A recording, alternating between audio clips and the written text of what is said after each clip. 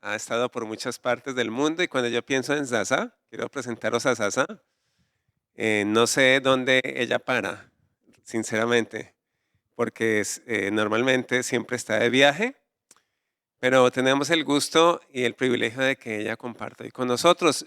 Yo escuché de Zaza hace años cuando estábamos en Marruecos y sabíamos de alguien que, bueno, su nombre es Zaza, ¿no? De alguien que estaba por ahí en Túnez trabajando y luego, bueno, nosotros vinimos a España, nos desconectamos un tiempo y ella, bueno, salió de Túnez y, y quedó casada también, ¿no? Ahora está casada. Y luego ella se convirtió en la directora de la organización con la que estuvimos nosotros en el norte de África. Y si hay algo que yo quisiera resaltar de Sasa, que ella va a compartir ahora mismo, es que no para. Es una persona en movimiento, constante movimiento. Y si algo recuerdo también son sus carcajadas, a ver si sale alguna. Entonces, os quiero dejar con Sasa y ella quiere compartir hoy en el tiempo de misiones. Sí. Muchas gracias. Venga. Es un privilegio compartir con ustedes en esta mañana y una iglesia que ya he estado algunas veces y lo que llevo en mi corazón con mucha gratitud y aprecio son esos espacios acogedores y hospitalarios desta iglesia. Sus talleres de costura, sus lugares para acoger refugiados e inmigrantes y ser esse abraço tão precioso de la gracia de Dios en España. Y estar en esta iglesia hoy es un poco también como estar en casa, porque es una iglesia que sabe acoger y abrazar. Y escuchando en esta mañana la palabra de Dios aquí, me hizo pensar en tantas personas que no tienen este privilegio. Como decía el hermano, qué privilegio tenemos de estar en una iglesia que apreciamos, con personas que conocemos, quizás tengamos nuestras luchas también, pero en un lugar que elegimos venir en esta mañana, que tomamos la decisión de venir. Pero quisiera invitarles en esta mañana a orar por aquellos y aquellas personas que no tienen estas posibilidades. Hablo desta iglesia sufriente, desta iglesia perseguida, que sangra, que sufre, que é uma igreja que sofre, pero não é uma igreja que é vítima, porque é uma igreja que ama a Jesus e ha elegido servir-lhe nesses lugares. E pensando nessas igrejas, vem à minha memória, vem à minha mente tantas pessoas que he conhecido nesses quase 26 anos que estou fora de Brasil. Vivi em Túnez, em Marruecos, trabalhei em Síria, em Egipto e em tantos outros países. Vivi em campos de refugiados também em Uganda, em Mauritânia e em outros lugares. E pensando nesta igreja que camina com Jesus em seu dolor, pero também em sua esperança. Quero invitar-lhes a orar por tantos cristianos e cristianas que sofrem nesses países. E hoje penso em uma igreja que teníamos no sul de Túnez, em nossas casas, pero também que reuníamos bajo de uma oliveira e para orar. E quantas vezes teníamos que cancelar nossos tempos de oração porque a polícia estava buscando-nos. E quantas vezes, quando dávamos classes em uma escola de teologia e misionologia que começamos em Túnez, teníamos que cambiar os caminhos, os lugares, em la última hora, para proteger-nos um pouco. E me acuerdo de um hermano de Líbia que agora não pode estar em seu país, pero sigue comprometido com seu país, e que quando conheceu a Jesus, teve um sonho e buscava uma Bíblia e passou 8 anos buscando uma Bíblia. Quizás hoje, com a internet, as coisas já estejam um pouco mais acessíveis. E quando falamos de los pueblos, los menos alcançados, falamos de alguns temas como falta de acessibilidade. São pessoas que não podem estar em uma igreja, que muitas vezes não têm acesso à palavra, pessoas que são muitas vezes oprimidas, perseguidas em suas realidades e contextos, pessoas que não têm acesso a algo muy importante de la fe cristiana, que es la comunidad.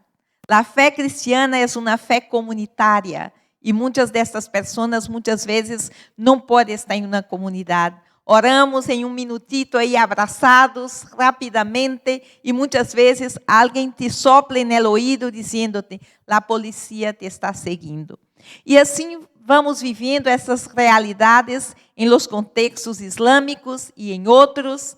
E temos aqui hoje em Espanha muitos amigos e amigas que vêm desses contextos e temos a possibilidade preciosa de compartilhar as buenas notícias do Evangelho desde Espanha e em Espanha.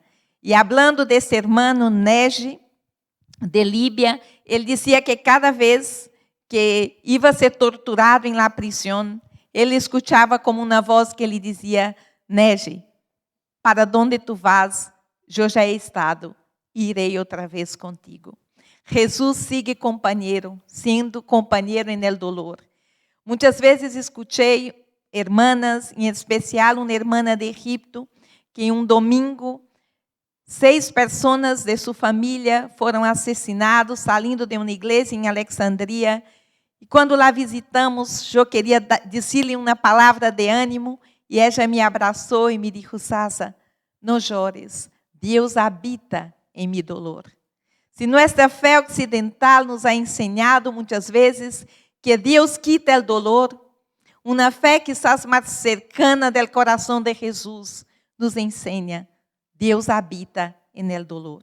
El corazón del Evangelio es el dolor y el amor de Dios, encarnado y revelado. Y hoy Dios invita a su iglesia a orar por lo que está pasando en Sudán.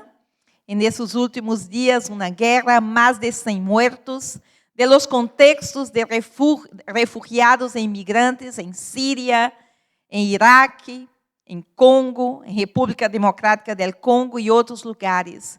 E oremos também para que o Deus, o príncipe de paz, siga llenando os corações de los que sufren, de los que vivem em contextos de persecução, que pueda vivir o gozo e a esperança viva que há em Jesus. E que nós outros, como igreja de Jesus, nesses contextos, sigamos orando, abraçando, e acompanhando estas igrejas como presença viva e redentora de Cristo Jesus nestas realidades. Que Deus les bendiga e que ustedes sigam sendo esta luz que brilha para a glória de Cristo nestes contextos e realidades. Muitas gracias. Vamos a orar.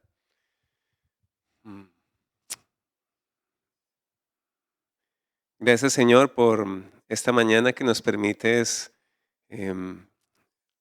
o llamas nuestra atención en cuanto a la realidad, Señor, que hay en tantos lugares. Gracias porque utilizas a Sasa en recordarnos la realidad de tu pueblo, de tu iglesia, de tus hijos, y también estas palabras que nos recuerdan que tú habitas en medio del dolor.